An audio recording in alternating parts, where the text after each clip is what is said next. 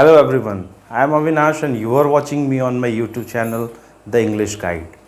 पिछले वीडियो में हम लोगों ने टेंस का इंट्रोडक्शन जाना, टाइम और टेंस के बीच का डिफरेंस जाना और क्या कैटेगरी में टेंसेस को बांटा गया है और फिर उसकी कितनी सब कैटेगरीज है, इनके बारे में हमने डिटेल से पिछले वीडियो में जाना है। आज उस वीडियो को हम लोग आगे बढ़ाएंगे और टेंस के पहले काइंड हम लोग प्रेजेंट इंडेफिनिट को इस वीडियो में आज सीखेंगे इन फुल डिटेल। पूरी तरह से हम लोग समझेंगे कहाँ कहाँ प्रेजेंट इंडेफिनिट यूज़ किया जाता है, क्या होता है उसका स्ट्रक्चर, किस तरीके से सेंटेंस फॉर्म किए जाते हैं, फिर जब उनको ट्रांसलेट किया जाता है या उनको इंग्लिश में ले आया जाता है सेंटेंसेस को, तो किस तरीके से सेंटेंस फॉर्म होते हैं, ये सारा कुछ आज हम लोग इस वीडियो में सीखेंगे। तो आप लोग अगर इस वीडियो पे नए आए हैं तो प्लीज़ इस चैनल को सब्सक्राइब कर लें, अभी आप इसको लाइक कर दें और मेरे साथ इस वीडियो के लास्ट तक जुड़े रहें, क्योंकि लास्ट में मैं आपको बताऊंगा कि टेंस से, ख़ास तौर से प्रेजेंट इंडेफिनिट से रिलेटेड किस तरीके के क्वेश्चन एग्जाम्स में पूछे जाते हैं या पूछे जा सकते हैं। तो इस वीडियो में मेरे साथ आप अंत तक जुड़े रहें। तो आइए आज के इस वीडियो को शुरू करते हैं और प्रेजेंट इंडेफिनिट टेंस को सीखते हैं कि ये क्या है।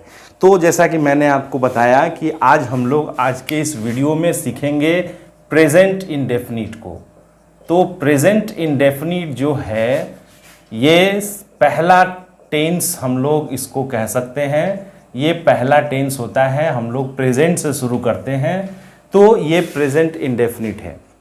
इसको आजकल जनरली रिप्लेस किया जा रहा है इंडेफिनिट शब्द को सिंपल के साथ, तो ये सिंपल प्रेजेंट भी कहा जाता है, ये सिंपल प्रेजेंट भी कहा जाता है।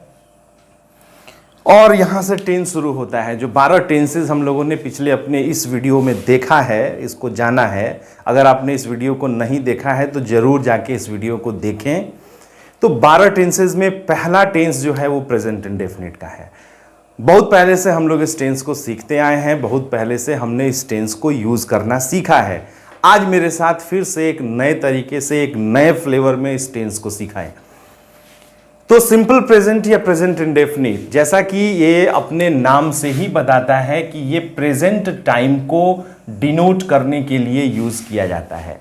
तो सिंपल प्रेजेंट या प्रेजेंट इंडेफिनिट प्रेजेंट टाइम को डिनोट करने के लिए होता है। और जैसा कि पिछली वीडियो में मैंने आपको बताया है, आप जानते हैं कि प्रेजेंट टाइम को डिनोट करने के लिए जो वर्ब के फॉर्म हैं, जो 5 वर्ब के फॉर्म हैं, उसमें से वर्ब का पहला फॉर्म या वर्ब का जो 5th फॉर्म होता है एस और ईएस फॉर्म, तो वर्ब का फर्स्ट फॉर्म और वर्ब का 5th फॉर्म ये यूज किए जाते हैं प्रेजेंट टाइम को डिनोट करने के लिए प्रेजेंट टेंस में। तो प्रेजेंट इंडेफिनिट के लिए हम लोग याद करें कि वर्ब का फर्स्ट फॉर्म या वर्ब का 5th फॉर्म यूज किया जाता है। इसके साथ हम एक सब्जेक्ट रख लें और ऑब्जेक्ट रखना चाहते हैं या अदर वर्ड्स रखने चाहते हैं तो वो भी हम इसके साथ रख सकते हैं। तो प्रेजेंट इंडेफिनिट के लिए जो सेंटेंसेस का स्ट्रक्चर बनता है, जिस स्ट्रक्चर पे सेंटेंस फॉर्म किए जाते हैं, वो स्ट्रक्चर आपके सामने है। सबसे पहले हमको एक सब्जेक्ट रखना है, एक सब्जेक्ट चुनना है। इस सब्जेक्ट के अकॉर्डिंग, जैसा कि मैंने आपको बताया कि वर्ब का जो फर्स्ट फॉर्म होता है वो प्लूरल फॉर्म होता है, वो प्लूरल फॉर्म होता है। तो यदि हमारी सब्जेक्ट प्लूरल है तो उसके साथ हम वर्ब के फर्स्ट फॉर्म को यूज करते हैं, और अगर हमारी सब्जेक्ट सिंगुलर है तो हम वर्ब का 5th फॉर्म यूज करते हैं। तो इन दोनों में से जो हमारे सब्जेक्ट के साथ एप्रोप्रिएट है हम उसको यूज करेंगे। साथ में हमारे पास अगर ऑब्जेक्ट है तो हम ऑब्जेक्ट रख सकते हैं, अगर अदर वर्ड्स हैं तो अदर वर्ड्स भी रखे जा सकते। तो ये है हमारे सामने प्रेजेंट इंडेफिनिट टेंस के लिए जो सेंटेंस फॉर्म किए जाते हैं उसका ये स्ट्रक्चर है। हम यहाँ पे ये भी समझ लें कि वर्ब का जो फर्स्ट फॉर्म होता है वो किन किन सब्जेक्ट के साथ हम यूज करते हैं। तो प्लूरल सब्जेक्ट के साथ ये यूज किए जाते हैं, प्लूरल सब्जेक्ट्स। अब हमको याद रखना पड़ेगा या थोड़ा सा ध्यान देना पड़ेगा कि प्लूरल सब्जेक्ट्स में कौन कौन से सब्जेक्ट हमारे पास हैं। तो आई के साथ हम इसको यूज करें वर्ब के प्लूरल फॉर्म को, उसी तरीके से वी के साथ, यू के साथ, दे के साथ, और अगर कोई प्लूरल नाउन है तो उस प्लूरल नाउन के साथ भी हमको वर्ब का फर्स्ट फॉर्म ही यूज करना है। वर्ब का जो फिफ्थ फॉर्म है, चूंकि ये सिंगुलर फॉर्म होता है, इसलिए सिंगुलर सब्जेक्ट के साथ हम लोग ये वर्ब का फिफ्थ फॉर्म यूज करते हैं, सिंगुलर सब्जेक्ट्स। सिंगुलर सब्जेक्ट्स में हमारे पास क्या है? So it's he, she, it, और कोई भी नाम हो या कोई भी नाउन हो जो सिंगुलर है, हम उसके साथ वर्ब का फिफ्थ फॉर्म यूज करते हैं। आइए जरा हम लोग इसको एग्जाम्पल के माध्यम से समझते हैं। हालांकि स्ट्रक्चर आप हमेशा ख्याल रखेंगे कि वर्ब का फर्स्ट या वर्ब का fifth form without a helping verb, without an auxiliary, ये यूज किया जाता है प्रेजेंट इंडेफिनिट में। इसमें कहीं कोई ऑक्सिलरी नहीं आती है। ये बहुत ही कॉमन मिस्टेक है जो बच्चे करते हैं कि प्रेजेंट इंडेफिनिट में वो ऑक्सिलरी वर्ब यूज करते हैं। तो ये ख्याल रखना है कि प्रेजेंट इंडेफिनिट में there is no helping verb, there is no auxiliaries. Direct verb का फर्स्ट या फिफ्थ फॉर्म हम लोग सब्जेक्ट के साथ यूज करते हैं। ये हमारे सामने स्ट्रक्चर है। सब्जेक्ट के बाद वर्ब का फर्स्ट या फिफ्थ फॉर्म। हम इसको ऐसे भी कर सकते हैं कि सबसे पहले हम लोग एक वर्ब लिखें जो कि या तो फर्स्ट फॉर्म में हो या तो फिफ्थ फॉर्म में हो। मैंने यहाँ वर्ब का एक फर्स्ट फॉर्म रखा है और वो है ईट। इसके साथ चूंकि ये प्लूरल है तो हम एक प्लूरल वर्ब यूज करेंगे, प्लूरल सब्जेक्ट यूज करेंगे। So it is you, so you eat. और इसके बाद हमको एक ऑब्जेक्ट भी रखना है, हम रख सकते हैं। सेंटेंस हमारे पास फॉर्म हुआ you eat a mango, you eat a mango. एक और सेंटेंस बनाए, इस बार हम लोग सब्जेक्ट पहले रखते हैं। सो इट्स आई, तो आई भी प्लूरल काउंट किया जाता है, प्लूरल सब्जेक्ट है, तो इसके साथ भी जो वर्ब आएगी वो प्लूरल ही होगी। सो आई ईट अ मैंगो। एक सिंगुलर सब्जेक्ट के साथ जरा हम लोग सेंटेंस को फॉर्म करें। सो कोई नाम ले लेते हैं, जैसे राम। बड़ा ही कॉमन नाम है और इंग्लिश ग्रामर में बड़ा यूज होता है। सो राम, और राम के साथ हम लोग जो वर्ब रखेंगे, जैसे कि मैंने वर्ब रखी है प्ले। ये सिंगुलर फॉर्म नहीं है, ये प्लूरल फॉर्म है। हम जब इसमें एस या ईएस जोड़ते हैं तो ये सिंगुलर बनती है। So Ram plays. किसी भी खेल का हम नाम लिख सकते हैं। So it's football, so Ram plays football. ये जो सेंटेंसेस हैं ये प्रेजेंट इंडेफिनिट के सेंटेंसेस हैं, जहां हम देखेंगे कि हमारे पास एक सब्जेक्ट है, साथ में वर्ब का फर्स्ट फॉर्म है, अदर वर्ड्स या ऑब्जेक्ट के रूप में हमने कुछ ना कुछ रखा है। उसी तरीके से Ram is the subject of the sentence, plays is the verb, and is in fifth form, और साथ में हमने एक ऑब्जेक्ट भी यहां रखा है। सो हमारे इस स्ट्रक्चर पे प्रेजेंट इंडेफिनिट के ये सेंटेंसेस हमारे सामने हैं। आपका काम क्या है कि इस स्ट्रक्चर पे आप ज़्यादा से ज़्यादा सेंटेंसेस बनाएं और उनकी प्रैक्टिस करें। प्रेजेंट इंडेफिनिट या किसी भी टेंस को समझने के लिए प्रैक्टिस बहुत ज़रूरी है, प्रैक्टिस नेसेसरी है। प्रेजेंट इंडेफिनिट के साथ एक बात जो हम लोग बहुत पहले से सीखते हैं, बहुत लोअर लेवल से बच्चों को सिखाया जाता है, उसको भी हम जानेंगे। प्रेजेंट इंडेफिनिट के सेंटेंसेस जब हिंदी में ट्रांसलेट किए जाते हैं, जब हिंदी में ट्रांसलेट किए जाते हैं तो उन सेंटेंसेस की वर्ब्स में, क्रियाओं में ता है, ती है, ते हैं, ता हूं। फिर से जरा मैं इस सेंटेंस को रिपीट कर रहा हूं। प्रेजेंट इंडेफिनिट के सेंटेंस जब हिंदी में लिखे जाते हैं, सामान्य वर्तमान काल के जब सेंटेंस हिंदी में लिखे जाते हैं तो उन हिंदी वाक्यों की क्रियाओं के अंत में ता है, ती है, ते हैं, ता हूं आवश्यक रूप से होता है। हम इसको ऐसे भी समझ सकते हैं कि यदि हमारे सामने कोई सेंटेंस है जिसमें ता है, ती है, ते हैं, ता हूं से वो वाक्य समाप्त हुए हों, तो वो निश्चित तौर पर प्रेजेंट इंडेफिनिट के सेंटेंसेस हैं। अब जब हम उनको इंग्लिश में ट्रांसलेट करेंगे तो हमारे पास जो स्ट्रक्चर है कि सब्जेक्ट, वर्ब का फर्स्ट या वर्ब का फिफ्थ फॉर्म और ऑब्जेक्ट, इस पैटर्न को, इस स्ट्रक्चर को फॉलो करेंगे और तब हम लोग उसको ट्रांसलेट करेंगे इंग्लिश में। जरा मैं आपके सामने एक एग्जांपल रखता हूं, जैसे मैं रोटी खाता हूं। मैं रोटी खाता हूं। आप देखेंगे कि इस वाक्य के अंत में ताहूं है। और मैंने जैसा आपको बताया कि हिंदी के वाक्यों के अगर अंत में, क्रियाओं के अंत में, चूंकि क्रियाएं अंत में आती हैं हिंदी वाक्यों में, अगर ताहूं तीहूं है तो वो वाक्य प्रेजेंट इंडेफिनिट का है। वो वाक्य प्रेजेंट इंडेफिनिट का है। और अब जब हम लोग उनको, उस सेंटेंस को ट्रांसलेट कर रहे हैं तो हमारे पास जो स्ट्रक्चर है, सबसे पहले हम सेंटेंस में खोज लेंगे कि सेंटेंस की वर्ब क्या है। सो इट्स खाना। खाना इंग्लिश हम जानते हैं ईट। इंग्लिश हम जानते हैं ईट। सब्जेक्ट हम देख सकते हैं, चूंकि खाने का काम मैं कर रहा हूं, सो आई ईट। मैं खाता हूं। मैं खाता हूं क्या, तो हमारे पास उसके लिए भी है एक object. So it's bread. I eat a bread. मैं रोटी खाता हूं। ये प्रेजेंट इंडेफिनिट का एक हिंदी का सेंटेंस था जिसको हम लोगों ने इंग्लिश में ट्रांसलेट किया। सो ही, एक और सेंटेंस हम लोग जरा बनाएं। ही, वह पढ़ता है किताब। वह एक किताब पढ़ता है। सो ही रीड्स अ बुक। वह एक किताब पढ़ता है। तो हमारे पास दो सेंटेंसेस हैं। मैं रोटी खाता हूं, उसको हमने ट्रांसलेट किया, सो आई ईट अ ब्रेड।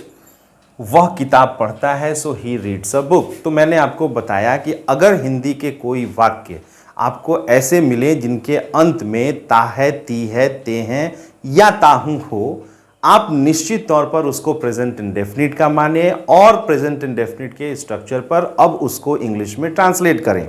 और इसी तरीके से आप इंग्लिश से हिंदी भी कर सकते हैं। तो ये हमारे पास प्रेजेंट इंडेफिनिट का स्ट्रक्चर और सेंटेंसेस का एग्जाम्पल हुआ।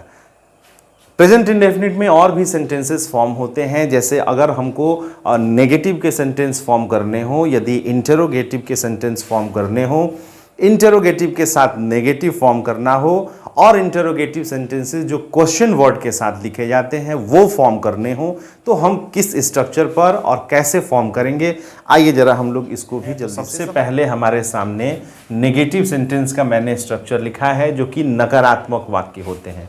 यदि आपको सेंटेंस में नॉट यूज करना है तो किस तरीके से, आप कौन से स्ट्रक्चर में यूज करेंगे, या हिंदी के अगर सेंटेंसेस में आपको नहीं मिलता है तो उसको आप इंग्लिश में कैसे ट्रांसलेट करेंगे, उसके लिए हमारे पास स्ट्रक्चर है कि सब्जेक्ट सबसे पहले हम सेंटेंस में रखेंगे और अभी यहां हमारे पास दो ऑक्सिलरीज आ जाएंगी। सो इट्स डू और डज। ध्यान ये रखना है कि डू को यूज करना है प्लूरल सब्जेक्ट्स के साथ और डज को यूज करना है सिंगुलर सब्जेक्ट्स के साथ। सो ही, शी, इट और कोई सिंगुलर नाउन हो, नाम हो, उसके साथ आप डज लगाइए। बाकी आई, वी, यू, दे और अगर कोई प्लूरल नाउन हो उसके साथ आप डू लगाइए। तो सब्जेक्ट के बाद हमको सब्जेक्ट के अकॉर्डिंग, जैसा हमारा सब्जेक्ट है सिंगुलर और प्लूरल, हम डू या डज में से जो सही हो, जो करेक्ट हो, उसको यूज करेंगे। साथ में नॉट लगाना है और वर्ब का फर्स्ट फॉर्म। यहां ज्यादातर गलती होती है, इसको जरा हम लोग समझ लें। जैसे ही हम सेंटेंस को नेगेटिव में बनाते हैं प्रेजेंट इंडेफिनिट के, अब वहां वर्ब का फिफ्थ फॉर्म यूज नहीं होता है। क्योंकि हमने डू और डज पहले यूज कर लिया है नेगेटिव के लिए, इसलिए अब आप देखेंगे कि वर्ब के फर्स्ट फॉर्म को ही सारे सब्जेक्ट के साथ यूज किया जाता है। अदर वर्ड्स अगर हमारे पास हैं तो हम उनको रख सकते हैं, या ऑब्जेक्ट है तो रख सकते हैं। सो ये हमारा स्ट्रक्चर हुआ नेगेटिव का, इस पर हम लोग सेंटेंसेस फॉर्म करके देखेंगे।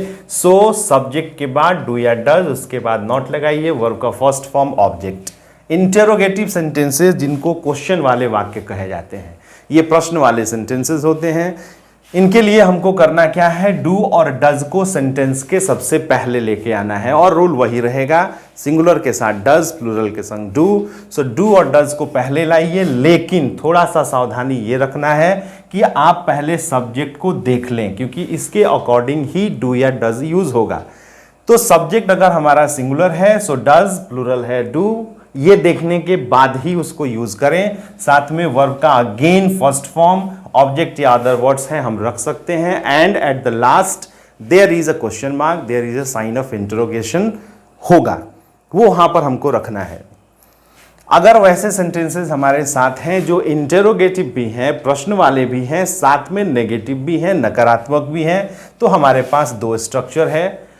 किस तरीके से हम यूज कर सकते हैं, या तो डू और डज को सेंटेंस के शुरू में रख के हम सब्जेक्ट के साथ नॉट लगाएं, वर्ब का फर्स्ट फॉर्म के साथ ऑब्जेक्ट रखें, नहीं तो हमारे पास कॉन्ट्रैक्टेड फॉर्म है, शॉर्ट फॉर्म है ऑक्सिलरी प्लस नॉट का। सो डू के साथ जब हम नॉट लगाते हैं so it's don't, and does के साथ जब हम नॉट लगाते हैं so it's doesn't. So don't या डजंट में से जो सही है, जो करेक्ट है, उसको लगाइए। सब्जेक्ट, वर्ब का फर्स्ट फॉर्म, लास्ट में ऑब्जेक्ट रखना है एंड साइन ऑफ इंटरोगेशन।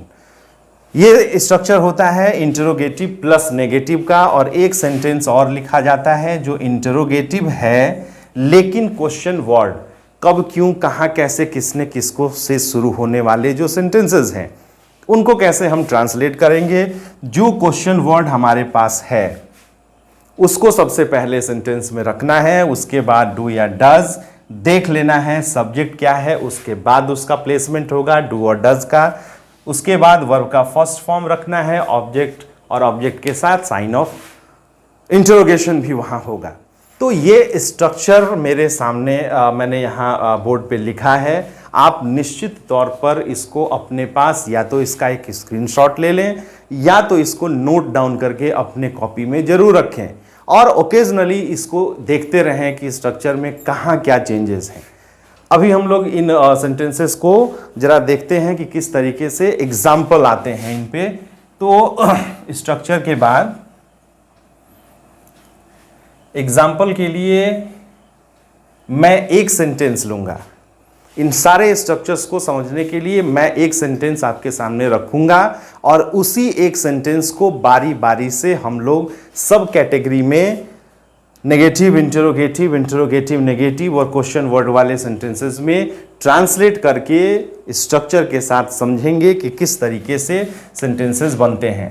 तो एक सेंटेंस मैं यहां लिखता हूं, Sita sings a song.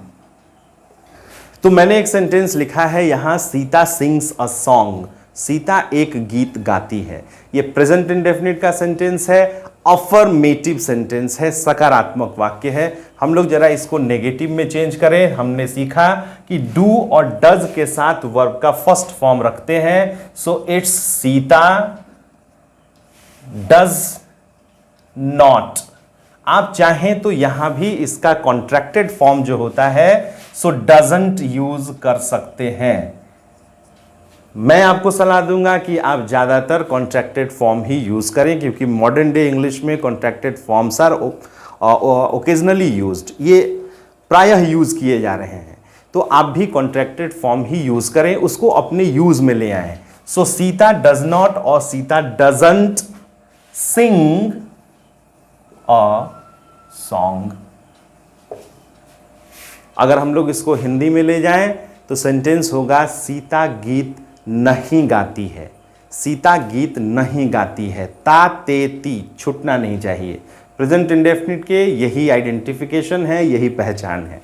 Interrogative में अगर हम लोग इस सेंटेंस को ले आए तो सबसे पहले हमारे पास होगा does. So does Sita sing a song. यहां पर हमको साइन ऑफ इंटरोगेशन लगाना है। Does Sita sing a song, क्या सीता एक गीत गाती है? क्या सीता एक गीत गाती है? ये चूंकि इंटरोगेटिव सेंटेंस है, प्रश्न वाले हैं। इंटरोगेटिव के साथ अगर हम लोगों को नेगेटिव रखना है, so it's does Sita not sing a song.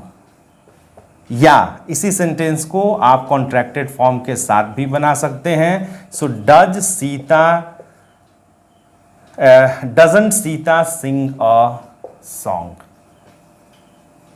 अगर इसको हम लोग ट्रांसलेट करें तो सेंटेंस होता है कि क्या सीता गीत नहीं गाती है? क्या सीता गीत नहीं गाती है? जो सेंटेंस इंटरोगेटिव भी है, साथ में नेगेटिव भी हैं। सो interrogative, negative.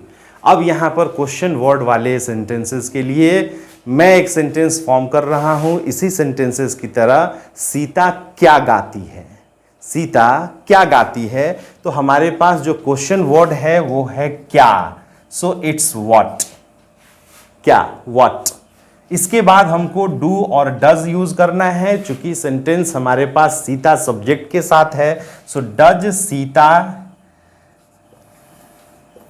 Singh a song.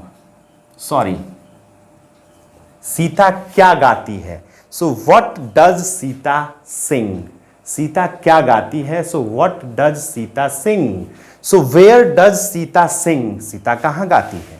Where do you go. तुम कहाँ जाते हो? ये सारे जो सेंटेंसेस हैं ये क्वेश्चन वर्ड के साथ होते हैं। ये था present indefinite for basic learners. ये बेसिक लर्नर्स के लिए प्रेजेंट इंडेफिनिट को मैंने आपके सामने रखा है। एक बार फिर से आप लोग इस वीडियो को देखें और उन पॉइंट्स को जरूर नोट करें जो नोट करने लायक हैं आपको लगता है। एक बात मैं आपको और बताना चाहता हूं जो शायद ही आपने कभी जाना होगा या किसी ने आपको कभी बताया होगा, लेकिन मुझको लगता है कि ज़रूर मैं आपसे शेयर करूं। Present indefinite. इंडेफिनिट का मतलब होता है अनिश्चित। इंडेफिनिट का मतलब होता है अनिश्चित। इस टेंस को प्रेजेंट इंडेफिनिट क्यों कहा जाता है? क्यों इसको इंडेफिनिट कहा जाता है? क्यों इस टेंस को अनिश्चित कहा जाता है? मैं आपको बताना चाहता हूं कि टेंसेस को समझने के लिए हमारे पास दो एस्पेक्ट्स हैं, दो पहलू हैं, जिन पहलू को लेके हम लोग टेंसेस के सब कैटेगरीज को समझ सकते हैं। तो पहला जो एस्पेक्ट है वो है परफेक्ट। कोई काम अगर पूर्ण हो गया है तो उसका एक अलग कैटेगरी बनता है, और एक होता है कंटिन्यूटी दिखाने के लिए कंटिन्यूअस। तो दो ही तरह के पहलू बनते हैं, या तो काम समाप्त हुआ या तो काम अभी चल रहा है। चूंकि ये टेंस प्रेजेंट इंडेफिनिट उन दोनों कैटेगरीज में नहीं आता है। ये सेंटेंसेस जो हमारे सामने प्रेजेंट इंडेफिनिट के हैं, जो मैंने आपको बताए, वो न तो ये बताते हैं कि कोई काम समाप्त हुआ है पूरी तरह से, और न वो ये बताते हैं कि ये काम अभी चल रहा है। तो न तो ये परफेक्ट की कैटेगरी में है, न तो ये कंटिन्यूअस की कैटेगरी में है। इसलिए इनकी एक नई कैटेगरी ग्रामेरियंस ने बनाई और उसे कहते हैं अनिश्चित, इंडेफिनिट, प्रेजेंट इंडेफिनिट। तो इस कारण से इसको अनिश्चित टेंस कहा जाता है, प्रेजेंट इंडेफिनिट कहा जाता है। लेकिन आजकल मॉडर्न डे इंग्लिश में प्रेजेंट इंडेफिनिट सेंटेंस को, प्रेजेंट इंडेफिनिट टेंस को सिंपल प्रेजेंट से रिप्लेस किया जा रहा है। अभी आप बहुत बार देखेंगे कि प्रेजेंट इंडेफिनिट की जगह पे सिंपल प्रेजेंट यूज़ किया जा रहा है। तो आज के इस वीडियो के लिए मैं इतना ही रहने देता हूँ। ये बेसिक लर्नर्स के लिए था। एक वीडियो प्रेजेंट इंडेफिनिट की और आएगी जो एडवांस लर्नर्स के लिए होगी। उसमें हम लोग और भी प्रेजेंट इंडेफिनिट को इन डेप्थ समझने की कोशिश करेंगे। सो आज के इस वीडियो के लिए इतना ही। मिलता हूं आपसे जल्द एक नए वीडियो में। तब तक के लिए I am Avinash signing off. Thank you.